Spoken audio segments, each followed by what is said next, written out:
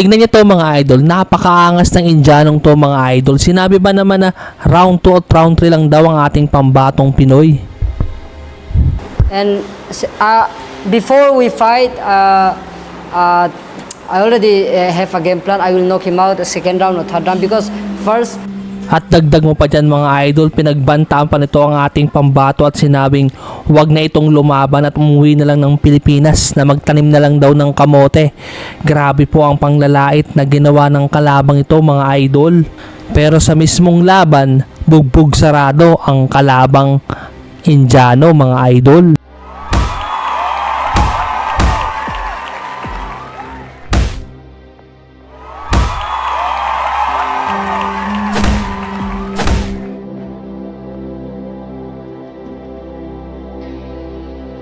So ito po pala mga idol ang ating pambatong Pinoy na nagngangalang Jason Vison at may alias Striker mga idol. At ang makakalaban dito ng Pinoy ay isang hambog na Indiano na nagngangalang Nutlia Lalbeakema, isang WBC International Light Flyweight Champion. Kaya naman napaka-importante ang laban na to para sa ating pambato na si Jason Vison mga idol.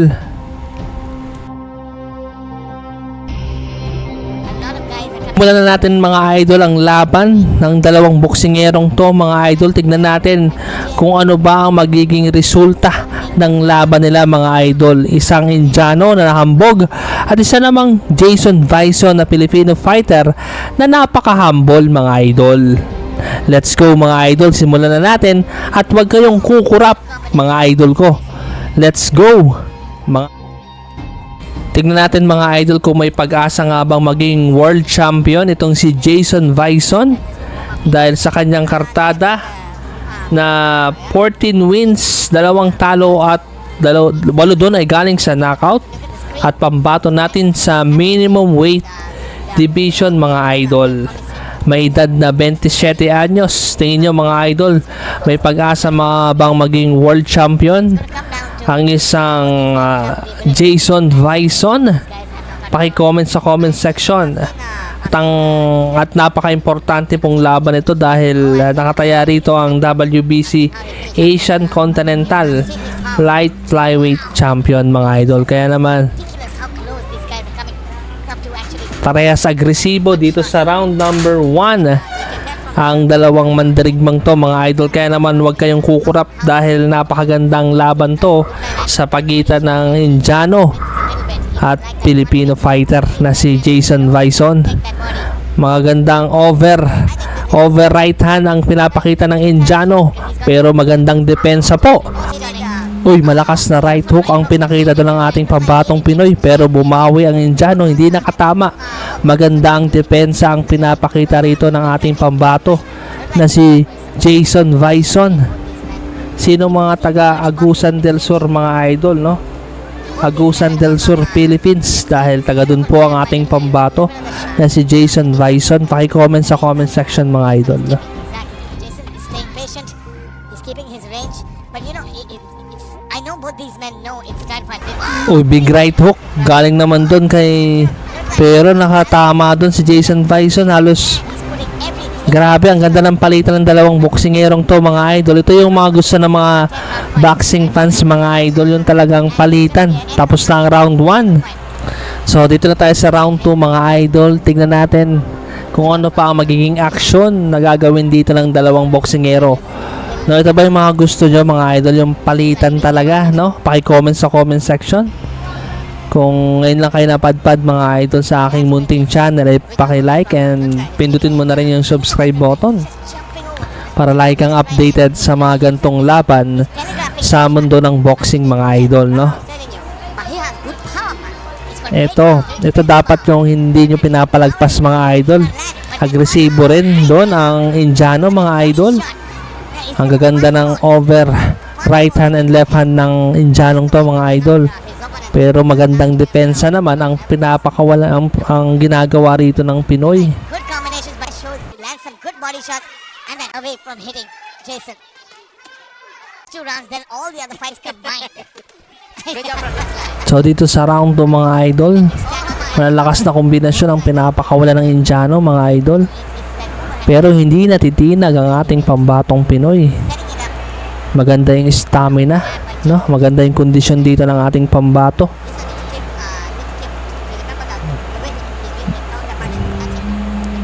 Si Jason Bison, may pag-asa nga ba maging world champion? Yung pinapakita niya mga idol, sa tingin nyo, pa-comment sa comment section kung magiging world champion nga ba ito balang araw This is where it gets dangerous or more training talaga mga idol, no? against the ropes. And that's why Nutla is trying to use a little bit, he's Tingnan natin kung ano magiging diskarte at galaw ng ating pambato. Kaya huwag kayong kukurap mga idol. Medyo nakakalamang doon ang Indiano mga idol. backwards. So tiring.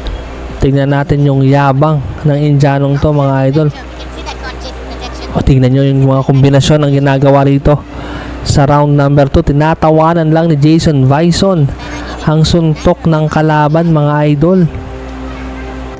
Na tayo sa round number 3 mga idol. Huwag pa rin kayong kukurap mga idol, no?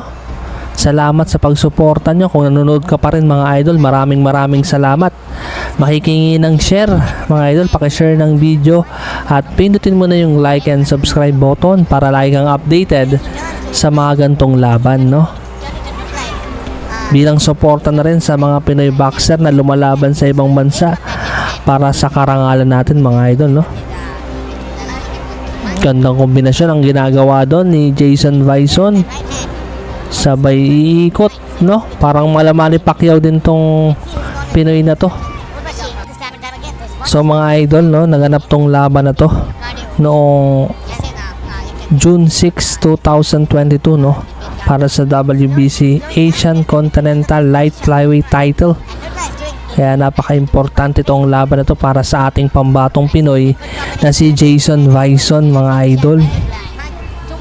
May height na 5'6" ang ating pambato. Samantalang kalaban niyang Indiano ay isang 5'1" lamang. Kaya may reach advantage ang ating pambato rito, no? Kaya ginagamit po ni Jason Bison ang kanyang reach advantage bago siya umatake mga idol. Ito yun ang ganda ng uppercut. Kita niyo yung setup, yung uppercut ng Pinoy. Abangan nyo. Nakakatakot yun mga idol, yung bawat suntok na ipinapakita ni Jason Bison. Yung left hook, ayun, oh, 1-2 combination galing dito kay Jason Bison, sabay lalayo. Ito yung maganda rito sa ating pambato, no? Hindi nagmamadali, pinag-aaralan yung galaw at estilo ng kalaban. Ang ganda ng footwork, pero nakakatama doon ng Indiano mga idol, kaya dapat ingat din siya sa kanan ng Indiano. Malakas din yun mga idol, huwag kayong kukurap. Ayun, oh, kombinasyon na naman galing dito kay Jason Bison.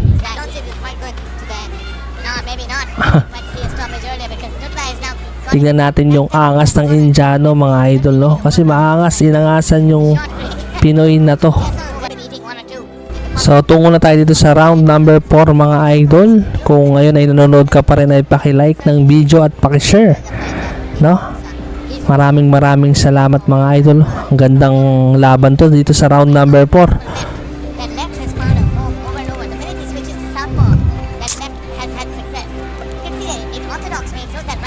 Ito naman, kita nyo naman mga idol, no?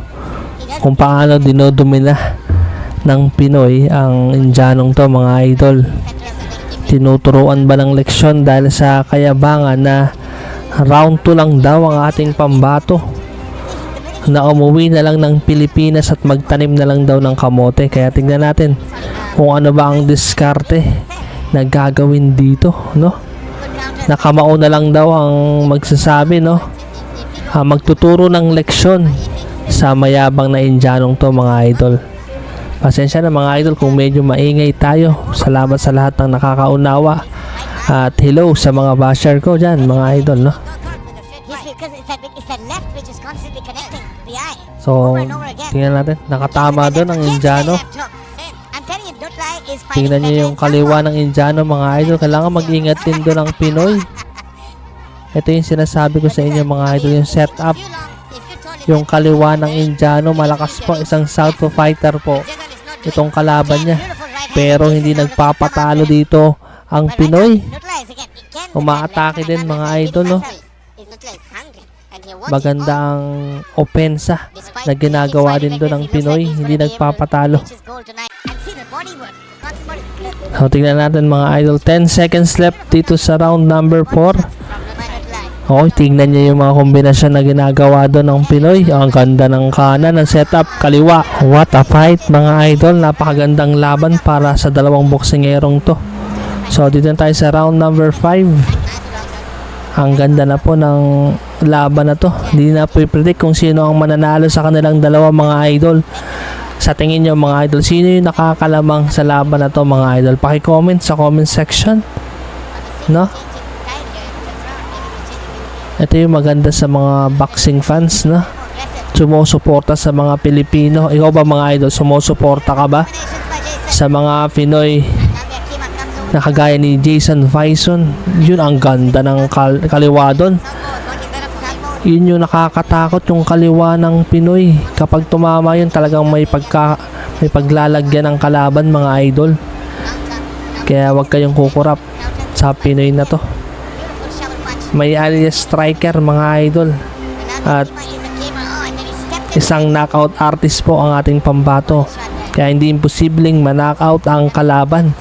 Isang dayuhan lang po ang ating pambato rito mga idol. 1 minute and 46 seconds dito sa round number 5 mga idol. Grabe yung palitan at determinasyon ng dalawang boksingerong to mga idol na ayaw talaga magpatalo.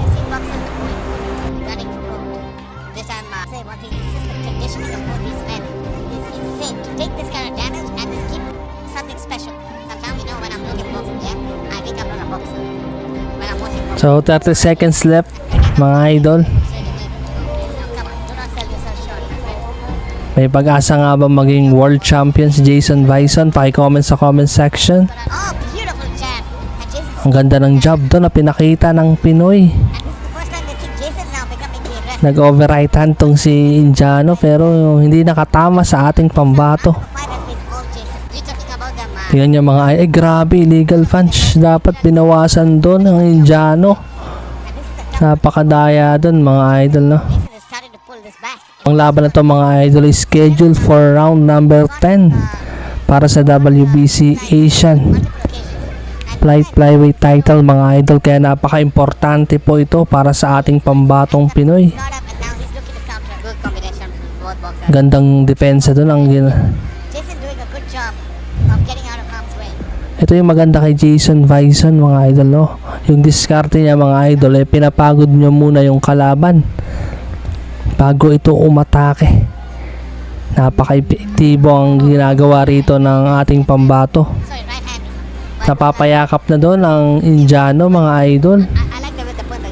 Sinabi nito na round or number 3, number 2 lang daw ang Pinoy, pero anong round na? Round number 6 na. Nakatayo pa rin sa harapan niya at lumalaban. Grabe yung pampabastos doon ng Indiano. Pero sa mismong laban, hindi pala kayang panindigan mga idol. Hindi nyo dapat minamalit ang mga Pinoy boxer natin mga idol. Ito yung mga boxer na dapat sinusubaybayan mga idol, no? Tapos si Jason Bison sa 14 na pinanalo nito ay 2 lamang ang talo mga idol at pambato natin sa minimum weight division mga idol. Si Jason Bison ay naging Asian Boxing Federation Flyweight Champion noong 2024 mga idol. Kaya naman hindi dapat binabaliwala itong Pinoy na to. Nagsimula noong 2016 no? Ang kanyang karera sa pagiging isang professional boxer.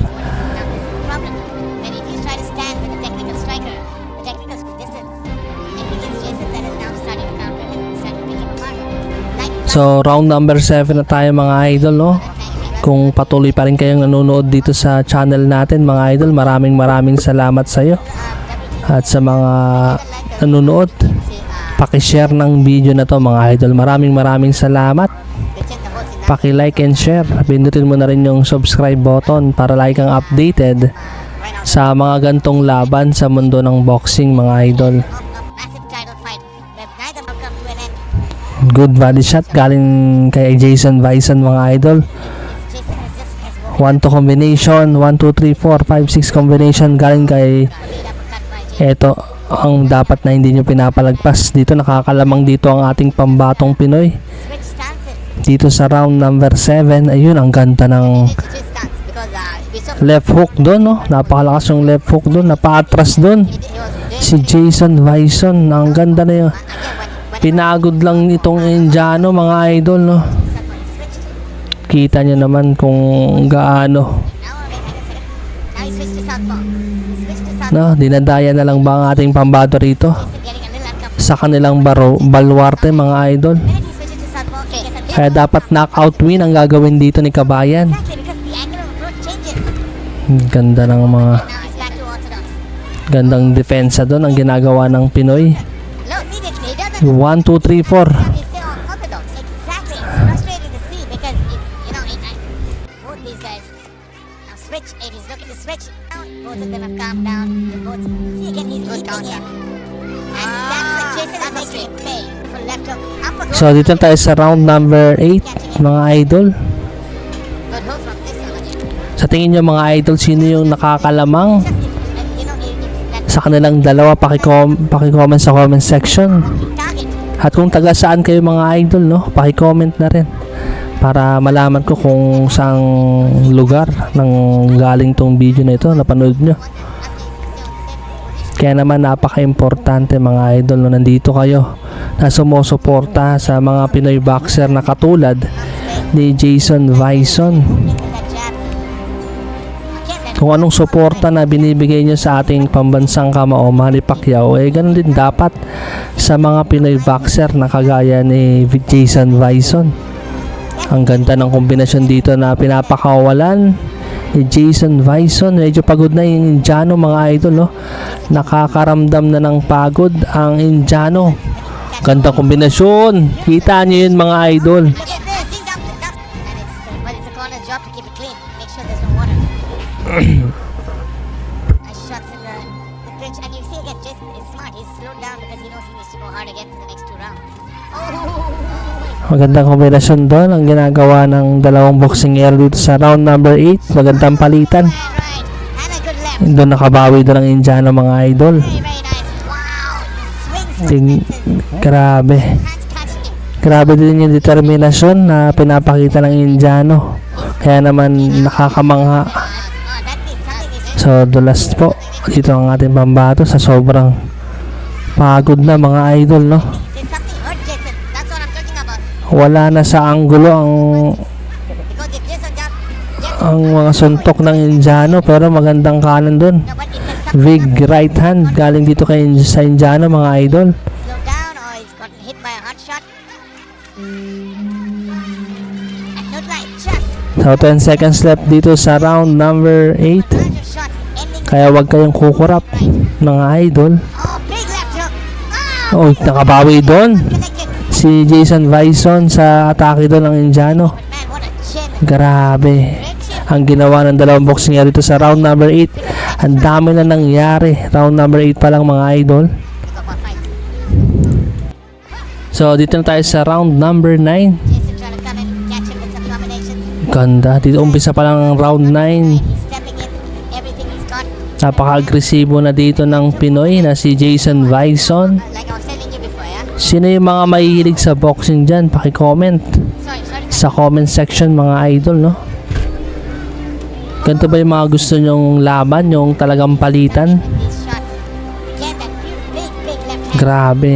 Ito yung mga laban na gusto ko. Kung ako tatanungin yung mga idol, ganito yung mga laban He can clear everything. na kailangan nating makita, Shot. And you can see Jason trying to clinch. mga idol, no? To stop the action because that body shot Medyo na-warningan doon ang ating kababayan. do not lock the arm. Sino mga taga-Agusan del Sur? Paki-comment. Tignan nyo naman. And look at that head movement. He got out of a dead body. Grabe din yung determinasyon ng Indiano. Umaapaw din, mga idol. It's just his aggression. I think Napaka-agresibo. it's got 6 That- minutes remaining in this fight. Kita nyo na naman. And Magagandang kombinasyon na naman ang ginagawa rito sa round number 9. It's a big opportunity. Napapatras doon ang Indiano mga idol. Man is giving each other a moment to breathe. Body shot after body shot after body shot. What are they made of? What a good man.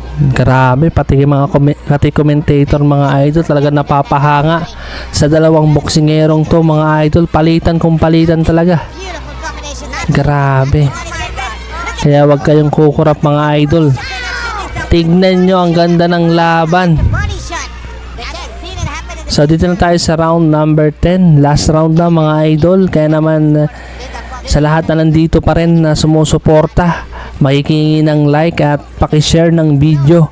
Maraming salamat po sa walang sawang suporta nyo mga idol, no? Grabe yung laban na to. Ayun, bagsak ang kalaban. O nakatama ba dun? Pero tingin ko knockdown yun mga idol eh. job by the referee. Good job. Yeah, because Grabe, napitikan doon ng kalaban. I'm not a knockdown. Kunwari, pinunas-punasan lang para kunwari basa. Pero tingin ko, knockdown yun mga idol. Dahil kababayan po ng Indiano itong referee eh. Grabe yung daya na ginawa doon. Tingin nyo mga idol, pakicomment nga sa comment section. Ayun, ang ganda ng palitan na naman. Grabe. Ito dapat. Ay, grabe, napakaganda ng laban. Spectacular fight. Oh wow, he's got it backing up. Grabe. Man, oh man, no. Kita nyo naman kung gaano sinong gustong manalo sa dalawa. When the nice man's back, he knows he's got it on the Wala akong masabi mga idol dahil ang ganda ng laban eh, no? Mga idol, kayo ba mga idol, no? Grabe. Grabe. Grabe. Hindi na makapaniwala yung mga nagko-commentator sa ganda ng laban mga idol, no? Grabe, ang ganda. Ang ganda talaga mga idol ng laban na to. Indiano, napakatapang din. Palakpakan natin yung dalawang boksingero na nagbigay ng gantong laban mga idol. Grabe.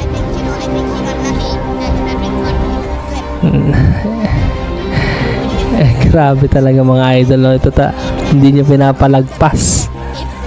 30 seconds left dito sa round number 10 mga idol. Ito dapat ang hindi nyo pinapalagpas mga idol. 20 seconds left. Kita nyo naman, binigay nila ang lahat ng makakaya. Kaya manalo matalo mga idol, suportahan natin yung mga Pinoy boxer na kagaya ni Jason Bison. Kaya incredible fight, yan ang sinasabi ng mga commentator. Tapos ng grabe, kahit tapos na ang laban, talagang bakbakan pa rin mga idol. Grabing laban na to. Grabe mga idol, tapos na ang laban mga idol, pero naglalaban pa rin.